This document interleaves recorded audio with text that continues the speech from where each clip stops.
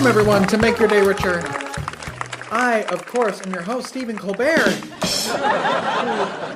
Who might be taking over this spot, my job, if I'm not careful. That CBS just announced that they're ending The Late Show in May of next year, which is crazy. It's been on the air, I think, since 1993 when David Letterman moved over from NBC.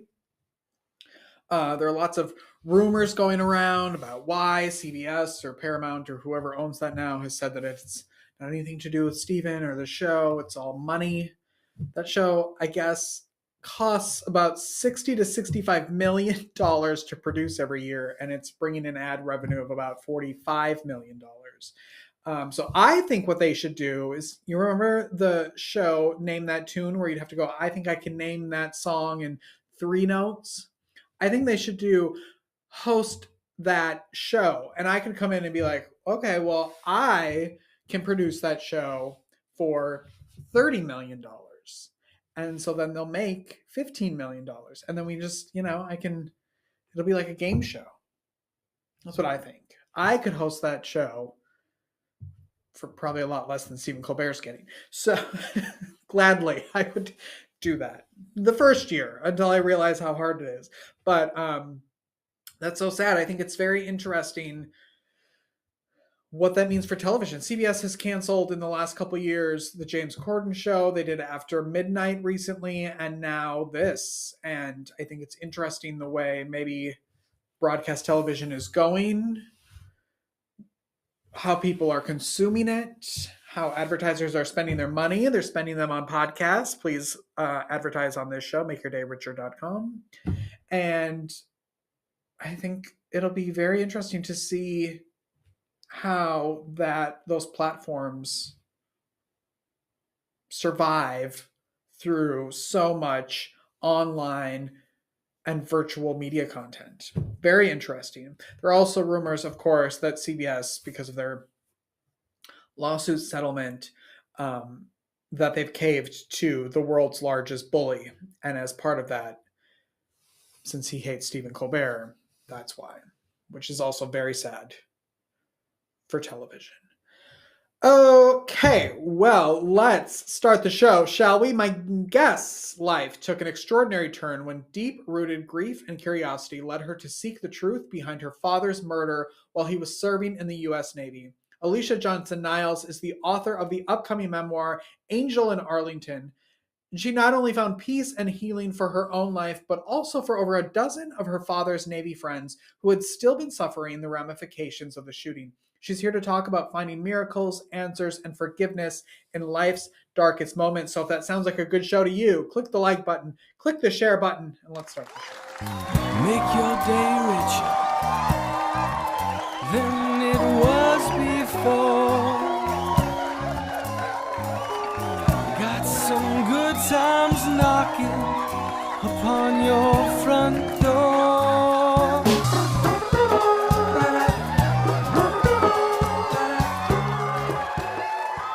Allicia, thank you so much for being here. Oh, thanks so much for inviting me. I'm excited to be here. Well, I'm excited I don't know, maybe excited is not the right word about your subject that we're talking about today. But your story is one that I think a lot of people will connect with in one way or another. Can you tell everybody about your memoir, Angel in Arlington? Angel in Arlington was something that started out as an idea and just kept getting stronger until I couldn't ignore it. It's something that I've lived my entire life. My dad was murdered when I was 2 years old in the Navy, and I grew up with undiagnosed complex PTSD. Some people prefer to call it post-traumatic stress. I'm like, they don't like the D on there. I think it is a disorder because it's destructive. But I grew up with undiagnosed complex PTSD, being afraid of my own shadow. I mean, I was a functioning child, but I just still to this day, PTSD is a very, very real thing. It's not something you can just kind of wish away. And along with that came some byproducts and things like that of like being a people pleaser, things that I have since learned are textbook for kids who have gone through trauma, even adults who have gone through trauma. And what made me decide to get into it and what made me decide to write in it, besides the, I'm a very religious, spiritual person, besides the constant nagging of this is something you have to do, um, was just I didn't want people to go through what I did for as long as I did. Mm. I was given some validation when I was 30 years old. That's when I don't like the word journey, but I guess it fits. Really began my grief journey about the time I was 30 because I allowed myself to do so. And there's a story I can share behind that, but it's long story short, no pun intended. Um, I feel like this is my mission. I know that there's some Yeah. things that I have gone through that can help people to come to have a better life, to come to be happy, to come to deal with the things that they've dealt with in the past. So, So you were obviously old enough when your dad was murdered to be aware of what happened, or were you? no. Can you talk a little bit about that? So I was 2 years old. I had just turned 2, and my very first memory is my mom. So my dad was in the Navy, so she got a little bit of money. So she helped my grandparents build an apartment for us, and I remember walking down the stairs to that apartment probably about 8 months later. I can see like the walls and everything like that. So I don't have any memories of my dad. Mm, And part of I guess I had those emotions without the memories. And that is what really, probably the worst thing for me, was because I had these emotions I didn't understand. And that was back like, you know, in the late 70s, where people really didn't talk about that anyway. They're like, mm. oh, you don't remember. This is so good. That was my narrative until I was 30 years old, was Mm. that because I didn't remember, I wasn't grieving, I guess. So, Well, can we dive into that a little bit? Because I think that some people would say, like, well, if you don't remember it, how can you have a reaction to something you don't remember? How can you take that with you through so much of your life when you don't even remember it? well, you talk to therapists, you hear all these things where it's like if you don't deal with something, it's going to fester. Yeah. Um, Crazy thing is, it's like whether we have conscious memory or not, it's there. My brother, and your listeners might think I'm crazy here, but my brother was a baby. He was 8 months old when my dad was killed, and he had to deal with his own trauma later. And so, I mean, whether you're there when the knock at the door is there or not, you are aware. And little kids Mm. from the very beginning are so smart. They know Yeah. what's going on. And so, even though I didn't remember my dad, it's like the spiritual side, well, duh, of course, I'm going to want to connect with my father. There was that deep down that I didn't address because I was embarrassed because I don't remember him. I shouldn't, that type of thing. Um, it's still there. And it's like, one thing I will say is I am so grateful for the way my mom handled the situation. She was never she told us what happened even when we were little. I've got these recordings actually. It's really sweet. My dad was stationed in Pearl Harbor at the time. And my family, my mom and my brother and I had just moved back to the mainland to live with my grandparents. Just because my dad was going to be out for a while. There was some uncomfortable things going on at the time on a ship. And that my parents just both felt very strongly that they needed to be that my mom and my brother and I needed to be staying with my grandparents until my dad was out of the Navy. And so, of course, this is, late 70s. We didn't call on the phone because, it's not like my dad made a whole lot of money being an officer in the Mm. Navy. So they would send tapes back and forth to each other. And Mm. so now I have those tapes of my dad talking to me and me talking to him. And so you hear this little toddler piping in and, daddy, daddy, daddy, and but my mom was honest. She was very straightforward and she was just like, your daddy was killed by a bad guy. It's okay. We're going to see him again someday. That was what I grew up with. But as far as like grieving and things like that, how does it happen when you're so young, when you don't have any memories? I mean, the circumstances are still there. The story is still Mm. there, and it's still deeply a part of you, whether you be spiritual or not. That's my opinion. Mm. So, What was it like when you started doing, I suppose there's research and that, mhm. because you're so young, what was that like to kind of probably reopen some of those wounds? So um, like, it's so hard to say because it's like they never to allow it, I guess. I think it depends on also how a person is raised. Well, to an extent. I think trauma is there. and I've noticed that a lot of people, especially as I've done the research, as I've been building a community, connecting with others who have gone through that kind of trauma, they have very similar reactions. They're people pleasers. They deal with eating disorders. It's they kind of have low self esteem, that kind of thing. And I feel like the response is the same, but like um, I feel like it's just kind of the best way I can describe it is this kind of constant haze, kind of a Mm. numbness or something like that. It's like a heavy cloud. That's the best way I could use to describe it. Is a heavy cloud hanging over you that you just can't really get rid of until you turn around and you face it and you're like, okay, this is what caused it. This is why Mm. I'm feeling like this way. So, Yeah. but so what got me to well, a few things leading up. Can I talk about spiritual things at all? Is your like You go for it. This is okay. this is your show. Oh, okay. I This is didn't your know some interview. people are like, no. Yeah. So, No, no. a few different things helped me to come to where I was able to heal, I guess. And healing is a long term, is long process, but like for me, um, like I said, I grew up in a my mom grew she raised us religiously, like we're in a religious family.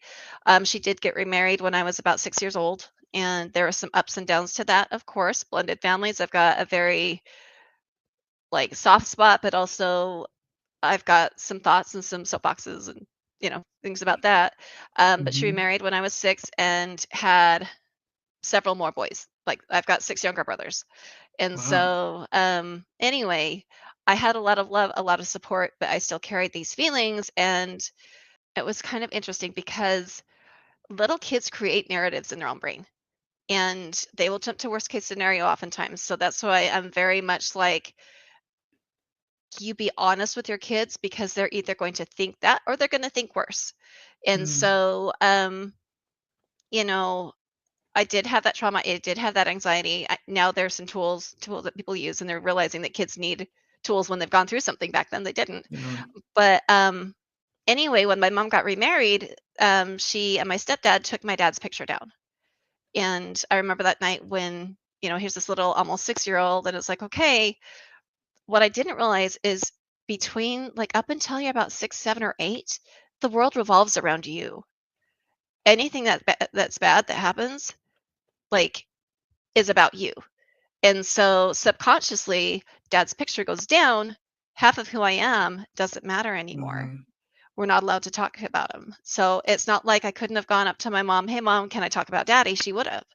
But in my mind, I'm like, "Okay, not allowed." So she took Yeah. the picture down and I kept my mouth shut. I started eating for comfort. I started gaining weight. Went through, the whole I should have been grieving in a healthy way, but I was just existing in this weird little whatever, trying to like myself even though I didn't matter. I was less than other people in my mind. And then I remember when I was 10 or 11 years old, I opened up and I talked to my mom. I was really angry with my stepdad. And I opened up to her, and I started talking about my dad for the first time in 5 or 6 years. And she told me a few things. And I had a dream when I was about 5. And basically, it was my mom and my dad and I walking home from church, from my grandma's church, and my brother. And I was about 4 years old in this dream. And they were singing this song. And I told my mom about it, and her eyes got kind of big. And she's like, "Well, you know what that song is, don't you?" I'm like, "No, I've heard it." But she's like, "Well, that's your dad's favorite hymn in the world, and it was sung at his funeral." And so then that kind of opened up a little bit of dialogue where I was able to talk to my mom a little bit more. So I was 11 years old, and then I'd have things happen like I'd hear that song and I'd just feel something powerful. I went back to his grave in Arlington, which is why the book is Angel in Arlington. Um, and up until then, my dad was just like this superhero, this wonderful person that people talked about, but well, they didn't really talk about him that much, but I'd heard stories about. And Mhm. I saw his name in stone, and just the grief the grief was real, and it was so good. It was so important, and I was just able it was nice to be able to actually feel that and just be like, "Okay, wait a minute." Mm. You know, I didn't I Yeah. can't so from that point on, um, I'd have little things where that song would come up again. I'd hear my dad's funeral song and I'd feel connected to him. And it kind of got a little bit stronger. And there's good things to that where it's like, wow, I'm able to have this beautiful connection, but then they're bad because you don't tell people that. It's, you're crazy. What are you talking about? Your dad's been gone. Oh, yes, he's playing his little harp and he doesn't really know what's going on with you, kind of thing. Or, oh, he might be looking down at you and smiling, but no, he's not going to reach out to you. But I felt little nudges here and there where I started to feel like I could recognize my dad's voice, but I shared that with a smaller group of people. Just, I kind of kept that a little bit more to myself. Well, then fast forward to I was 30 years old and I go out with this guy and he had just lost his mom. And I was like, yeah, I'm so sorry for your loss. My dad died when I was 2, but it's not the same thing. And he's like, "Are you kidding me?" He's like, "You have every right to miss your dad." He's like, "I have memories with my mom. You don't have that." And it's just funny Mm. because as society, I feel like sometimes we need permission to feel. Yeah. And that opened it up because, I wanted to impress him, but that's not why. But it was just all of a sudden somebody that I was like, I had high regard for was allowing me to have these feelings. He's like, "You're not crazy. You can have these feelings." And so then he turns around the next thing, he's just like, "I know this is none of my business, but you really need to find out what really happened to your dad." Because leading up to that point, I knew what my mom knew, which is what the Navy wanted her to know, which was very limited. I was told that my dad was murdered. My dad was a narcotics officer on his ship and he was killed by one of his fellow shipmates who pled insanity and got away with it. So, Wow. what's that going to lead you to believe? What's that going to lead a little kid to wonder? Is he still out there? Is he going to come Hmm. after us? Like these irrational thoughts, and fears of this unknown person. We don't know what happened to him. Where is he? Is he going to come after me? And anyway, so. Mm. I know that the book is not published yet. Can we talk a little bit about that and about, I guess, publishing in general, why Mhm. it's not published yet, and what you're hoping for? Well, it's so this publishing world has changed a lot. I've been working Yeah. on this book for over 10 years now, and I'm working my co-author, her name is Bridget Cook Birch, and she has written her first New York Times bestselling book was actually she's written several. One of them is called Shattered Silence. It's about the happy face killer. Have you heard about that one? Dennis Quaid is Yeah. in. Yeah. So Yeah. she and Melissa Moore wrote that book together. And she also wrote a book called The Witness Wore Red. It was the 19th polygamous wife of Rulon Jeffs, and she's the one who helped. So this is my co-author. She's got some powerful books. So when she heard my story, and I haven't even scratched the surface, it's pretty crazy. It's pretty dramatic. Um, she's just like, okay, you know what? I'm your girl. So we started working together on my book, and that was over 10 years ago. And I can give this little spoiler. She did We did find my dad's killer in the course of what had happened, and he was at large. And but to answer your question, as far as the publishing world, we thought we are going to have an agent in no time. We thought we were going to be able to just get it out there. But with self-publishing and things like that, it's wonderful. But at the same Mm. time, it's we're building on my platform, and we're still looking for an agent. We're still looking for the right publisher. So Okay. it's a lot more detailed. So Yes. Yes. a Book lot more involved. publishing is, yes. Yeah. Well, I hope you come back when it comes out and bring back your co-author too. I think it would be great to have both of Oh, you what talking about it. she's so great. Yes, I Yeah. would love to. Yeah. That'd be fun. What do you think your dad would say about the book? He's been telling me to do it. Does that sound crazy Yeah. enough? No. No, he's No. he's been pushing me to do it because Yeah. yeah, along the way a lot of things came to light. I got in contact with his friends from the ship who were still grieving, and they're like Mm. family to me now, but no, he absolutely 100% was part of that driving force behind it. Because that's just the kind of person he was he was wanted to Nice. serve others. He wanted to make other people's lives better. So Mm. What do you love most about your life right now? okay, what do I love most about my life? I got married 5 years ago. It took me a really long time to find him, but I love the fact that um, the things that I've always wanted, besides getting this book published, but the things that I've always wanted are happening. Like, that's all I dreamed about when I was a little girl was I wanted to get married to somebody and have kids, no kids. I got a little bit too old for that. But yeah, a little bit cliche, but I'm grateful to be married to somebody and I'm grateful I waited for the right guy. So Good. It's a good answer. It's a thank good you. answer. What's the best way that people can connect with you? I've got two websites. Angel in Arlington is probably the easiest. Unlikelycourage.com. That's kind of more of my movement, for lack of a better term, but that's more of the brand. I'm making it into more than just the book. The book is wonderful. The book is powerful, but Unlikely Courage is for anybody who's gone through any kind of trauma who wants to be able to have the confidence and believe that they can actually go for things that they want. So unlikelycourage.com and angelinarlington.com. Perfect. I'd love to have you come back and talk more about that too, and talk about the work you do with the TAPS movement. Yes, I would love 100%. that. I'd love to. Yeah. Thank you for coming to talk about this and sharing your story. I appreciate it. Oh, my pleasure. Is there anything else? I'm kind of, Yeah, I feel we'll like have you it's all back. over the place. We'll Okay. have you back. My Yeah. honor. Thank you so much. Oh, you're welcome. Thank you. And I like how you're doing your show. I was watching some of your episodes and I like everything that you have going on. So Well, anyway, thanks. We'll come back anytime. we'll do. Okay. We'll take a break and be right back after this. Don't go away.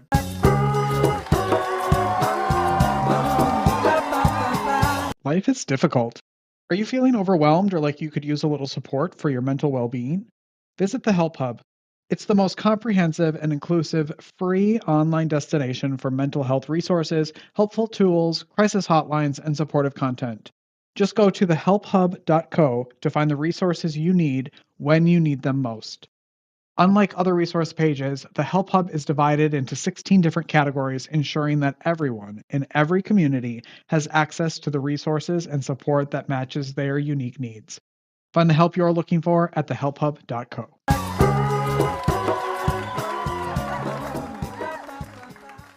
Welcome back, everyone. Hey, there's a new episode of Introspection from Grief to Growth, which is a podcast I help produce and edit with Amy Lindner Lessner. And you can find more about her on introspection.com, introspection.com, right there on your screen. But let's take a look at the clip. Let's talk about what lives in the gray spaces. Because the reality is, life is different shades of gray. They might be almost white and they might be almost black, but there is a myriad of colors in that gray. The gray is where nuance lives, compassion, depth. It's where we learn how to hold both and instead of forcing either or. I see this a lot with people who are grieving. And they say things like, I feel guilty for having fun while I'm still grieving. Or, I miss my child, but I also feel some relief that I'm no longer in that painful relationship. And if you need help with your podcast, Stephen Colbert, when you leave the Late Show, and I'm sure you'll end up online somewhere, send me an email at makeyourdayricher@gmail.com and we can get you started and looking good online. All right, it's Friday.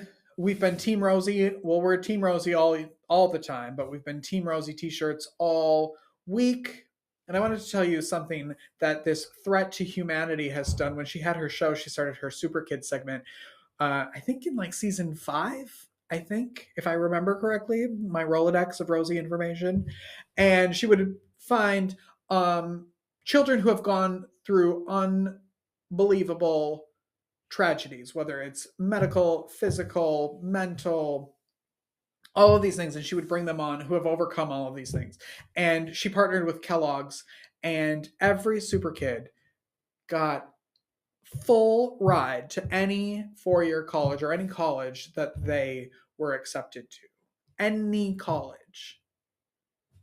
And that's amazing to me. And so many of those kids have gone on to do amazing things. Some of them have not survived whatever disease they had, whatever illness they had. There was one super kid around the 9/11 who she gave a scholarship to, and the kid gave her scholarship to someone else because I remember, like, it gives me goosebumps thinking, because the kid said, I have 2 legs and I have 2 arms and I can work my way through college, but there's so many kids who cannot do that. And so these kids who you would think are just hoping for something better are given something better, and they're still giving back. It's unbelievable, those segments. Go look those up on YouTube if you haven't. It's just this threat to humanity doing good out there. Have a great weekend, everyone. What are y'all doing? I have a baby shower to go to this weekend, my first baby shower in a long time. And I'm hoping to get some pool action in there as well. So I hope you have a great weekend, and we'll see you on Monday. Bye-bye.